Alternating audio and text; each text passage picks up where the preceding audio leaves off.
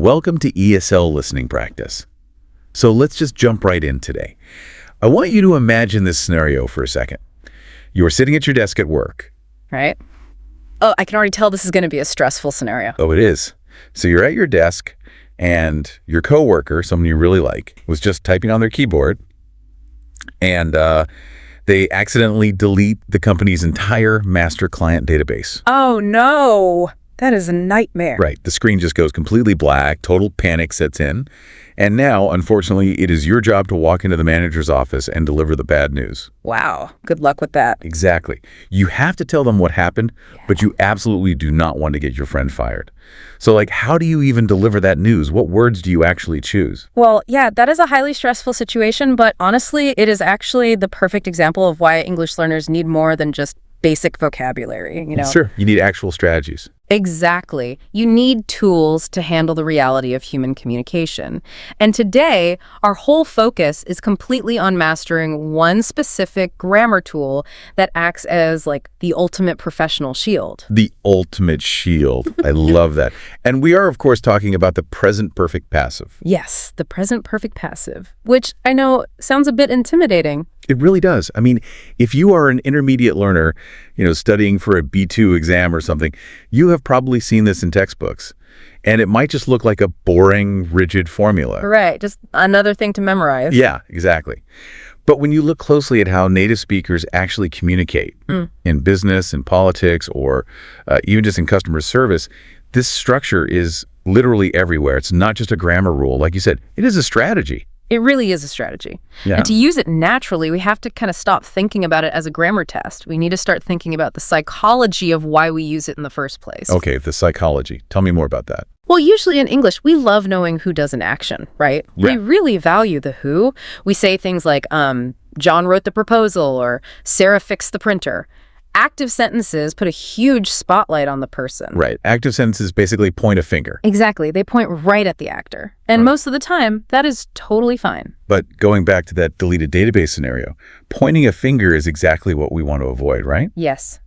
Because if I walk into the manager's office and say, Kevin has deleted the database, well, the manager's brain instantly focuses on Kevin. Oh, yeah. They are furious at Kevin. Right. The problem suddenly becomes a person. And that is where our linguistic shield comes in. The main reason native speakers use the present perfect passive is that an action has happened. And we either don't know who did it, or, like in this case, we intentionally want to hide who did it. We want to make the actor vanish. Exactly. We want to remove the actor completely. So instead of pointing the finger at poor Kevin, you walk into the office and you just say, the database has been deleted. The database has been deleted. Wow. It's like a magic trick, honestly. It really is. Because you are telling the complete truth. I mean, the manager knows exactly what the problem is.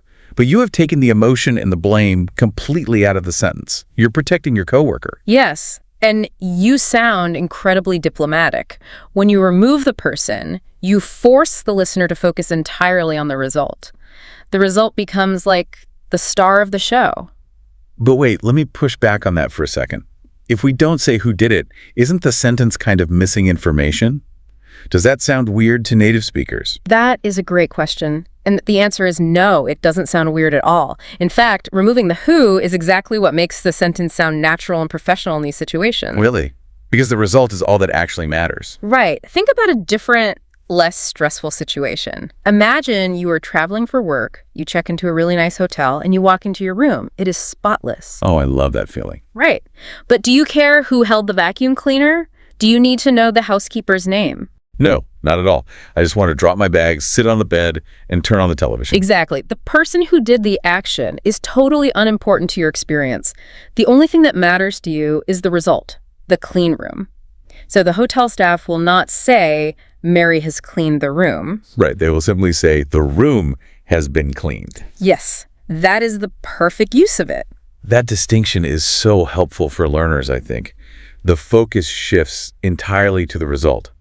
We use it to be diplomatic, or we use it when the person doing the action is just, not important. Exactly. So if this structure is so crucial for sounding professional and clear, let's actually look at the mechanics. because from what I have seen with my students, it is actually a very strict formula. It is strict, yeah.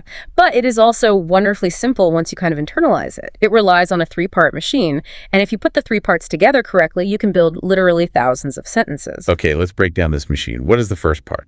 Part 1 is the subject. But remember, because this is passive, the subject is not the person doing the action. The subject is the thing that receives the action. It's the result. Okay, so like the room, the car, the database, the email. Exactly. The focus of the sentence goes first. Then, part 2 is our helper verbs. Depending on whether your subject is singular or plural, you use has been or have been. Right, so one room has been, two rooms have been. You got it. And then part 3. Let me guess, the verb. Yes. Part 3 is the past participle. This is the third form of the verb. So for regular verbs, it is the one ending in ed, like cleaned, finished, or shipped. Right, and for irregular verbs, it is forms like eaten, done, or broken. Exactly. Okay, let me make sure I have this straight for the listeners. Subject plus has been or have been plus the past participle. Perfect. So the database has been deleted. The room has been cleaned. Honestly, that feels pretty manageable for a B2 learner. It does, right? But here is the big issue. I know a lot of learners who try to use this formula, and they miss one tiny piece, and the whole sentence completely falls apart and causes massive confusion. Oh, I know exactly the trap you were talking about here. It is the missing bridge. Yes. I saw an email just last week from a junior employee. There was an issue with our main computer server. The IT team worked on it all morning, and finally the employee tried to send an update using this professional grammar. Okay, and what did they say? Well, instead of saying the server has been fixed, he wrote, the server has fixed. Oh, wow. Yeah, that is a dangerous mistake. Because by missing just one word, he completely changed the reality of the sentence. I was so confused when I read it. I thought, wait, the server fixed itself. Did the computer come alive and solve its own problem? And that is precisely why that middle piece of the formula is so critical. You absolutely must include the word been. The word been is the bridge. Yes, it's the bridge that takes the action and applies it to your subject. In English, if you drop the word been, well, you accidentally turn the sentence back into the active voice, and suddenly, inanimate objects come alive. So if I say, the report has finished, my boss is looking at me wondering how a stack of paper managed to finish a project all by itself. Right. A report does not have hands. A server does not have a brain. The action was done to them, so you have to use the bridge. The report has been finished. The server has been fixed. Been. It is such a small word, but man, it carries so much weight. If you forget it, your rooms will start cleaning themselves and your cars will start repairing themselves. Exactly. And this happens a lot, actually, because learners try to translate directly from their native language, where the passive might be constructed a little differently. But in English, has been and have been are totally non-negotiable. Okay, so we had the formula down and we know to avoid the trap of the missing bin. I think the best way to really absorb this, though, is to hear how it lives in the real world. Let's look at some daily survival English. Where are native speakers encountering this structure the most? Oh, you see it constantly in automated systems, customer service, and professional updates. Just think about e-commerce.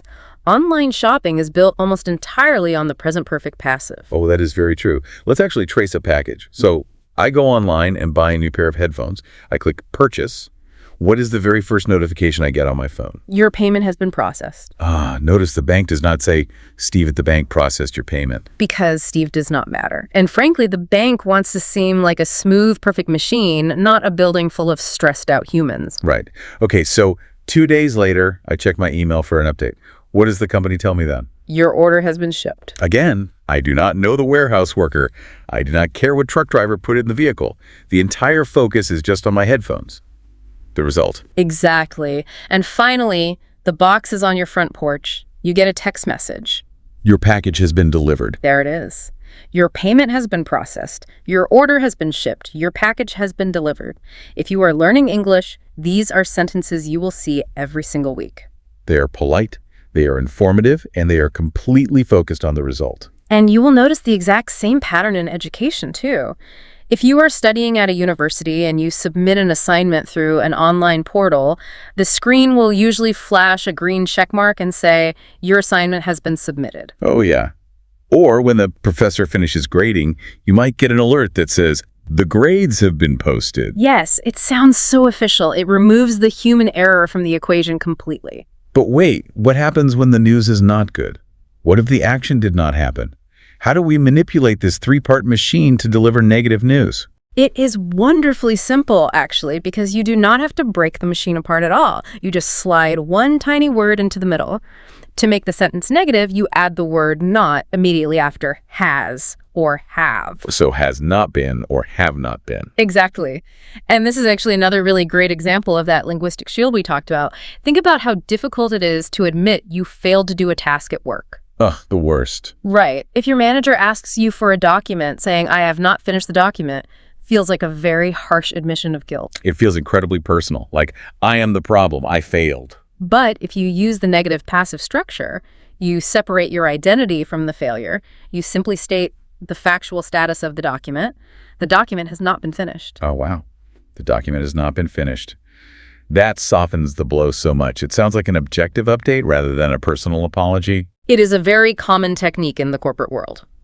The email has not been sent. The problem has not been resolved. It keeps the conversation focused on the work itself, not on the person failing to do the work. Let's flip the perspective then. Let's say I am the manager. I want to check on the status of a project, but I also do not want to sound like an aggressive micromanager. Right, you want to keep the peace. Yeah, because if I walk up to my team and say, did you finish the report? Did you send the emails? It sounds like an interrogation. I am attacking them with active questions. How do I use this structure to ask a question politely? It's easy. You just take the first helper verb, either has or have, and you pull it all the way to the front of the sentence. You swap its place with the subject. Okay, so the positive sentence is, the report has been finished. To make it a question, I just pull has to the front. Has the report been finished? That is it. Just listen to the difference in tone there. Did you finish the report? Yeah. Versus, has the report been finished? Wow, yeah. The first one is a challenge. The second one is simply your request for a status update. It is incredible how shifting the grammar shifts the entire emotional weight of the conversation. Have the emails been sent? Has the client been contacted? It sounds so much more collaborative. You are looking at the project together rather than looking at each other. And that is the beauty of advanced language skills. Yeah. You are not just learning how to construct a sentence. You are literally learning how to manage relationships and navigate social environments. Okay, so for our listener tuning in today, how do we make this automatic? Because understanding the psychology and the formula is great, but when you are speaking in real time, you do not have 3 minutes to plan your sentence. No, you definitely don't. You have to react quickly. Right, so what do they do? Well, you need a mental shortcut to help trigger this grammar instantly. And the best mental trigger for the present perfect passive is a very simple phrase. Whenever you observe a situation, I want you to just think, something happened and I see the result. Something happened and I see the result. Right. If you can physically or metaphorically see the result in front of you right now, you can use this structure. Okay, let me try to apply that. Let's say I am walking to my office building. I look at the main entrance. The heavy glass door is standing wide open. Now, I do not know who opened it. Maybe it was a security guard. Maybe it was the wind. But I can see the result right now. The door is open. Therefore, the door has been opened. Yes, perfectly done. You see the result in the present moment, so you use the present perfect passive. Let me try another one. Let's say I walk into the company kitchen. Usually, the sink is just full of dirty coffee cups. But today, I look at the sink, and it is completely empty and shining. I see the result. The clean sink is right there. So I say, the dishes have been washed. Perfect. You did not see the person washing them, and honestly, you do not need to know who did it. The result is right in front of your eyes. The dishes have been washed. That's a great trick. It really is. Tying the grammar to a visual result helps your brain access the formula much faster. Tying it to a visual result. I like that. So let's do a dynamic practice exercise to really lock this in for everyone listening. Instead of just listing sentences, let's play out a little scenario. Oh, I'm ready. I am going to play the role of an angry, stressed out project manager. I'm going to throw active finger-pointing statements at you. Your job is to use the present perfect passive to shield the team, calm me down, and shift the focus to the result. So it's fun. Throw the active sentences at me. Okay, we are in a tense meeting. We are launching a new product tomorrow, and I am panicking. I look at you and say, someone made a massive error in the financial spreadsheet. A massive error has been made in the spreadsheet. See? Notice how smooth that is. The error is acknowledged, but nobody is attacked. Okay, here's another one. Look at this mess. Someone completely disorganized the presentation slides. The presentation slides have been disorganized. Very diplomatic. The bridge word been is doing its job perfectly there. All right, one more. I cannot believe this. We are launching tomorrow, and nobody tested the software. The software has not been tested. Wow. Even with a negative sentence saying the software has not been tested, just sounds like a task on a to-do list. It completely removes the panic of nobody did their job. Exactly. It completely de-escalates the situation. If you are a B2 learner listening to this exchange, try practicing this in your head the next time you watch an English movie or sit in a meeting. When someone throws an active accusation, quietly translate it into a passive observation. It is such an excellent way to train your brain. It forces you to constantly identify the subject, remember the has-been or have-been bridge, and find the past participle. Right. And once you start listening for it, you will realize how often native speakers rely on this structure to survive their workday. It really is a daily survival tool. So as we bring our practice session to a close today, let's just summarize the golden key for our listeners. The mechanics are simple but strict. Subject plus has or have been plus the past participle. And whatever you do, do not forget the word been, or your inanimate objects will magically come alive and confuse everybody. Right. And remember the mental trigger. Something happened, and I see the result. If the result is the most important part of the story, use this grammar. It honestly changes everything about how you communicate. It really does. And that actually brings up one final, somewhat provocative thought I want to leave you with today. We have spent a lot of time talking about how to use this structure to be polite and to protect people in an office environment. Yes, we have. But this tool has a slightly darker, more manipulative side as well. Oh, it certainly does. When you have a grammatical structure that allows you to completely erase the actor, well, it becomes very popular with people who want to avoid accountability. Yes. Think about politicians or public relations departments for huge corporations.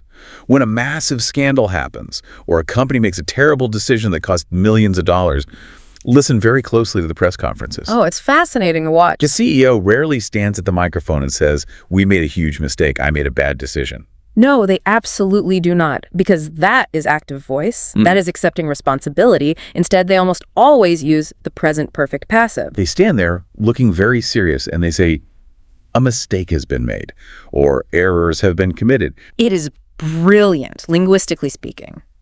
They're admitting that a bad result exists, so they do not sound like they are lying.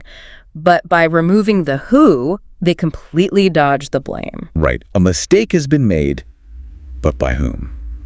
The grammar does not require them to say. Exactly. They just vanish from the scene of the crime. Mistakes have been made is probably the most famous, legally safe apology in the entire English language.